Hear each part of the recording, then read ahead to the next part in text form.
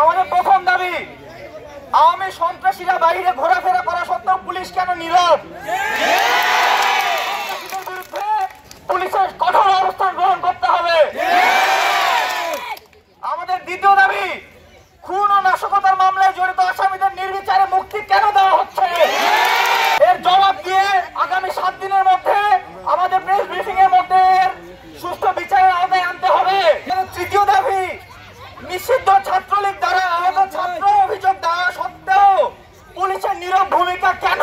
চতুর্থ দাবি, ছাত্রলীগ দ্বারা পরিচালিত কর্মকাণ্ডের বিরুদ্ধে অভিযোগ দেওয়া সত্ত্বেও কোনো পদক্ষেপ কেন গ্রহণ করা হচ্ছে না? 5 নম্বর দাবি, পুলিশ বিভিন্ন কাজে ছাত্রলীগ ও আওয়ামী লীগ সন্ত্রাসী লীগের সাথে যোগাযোগ কেন বজায় রাখে?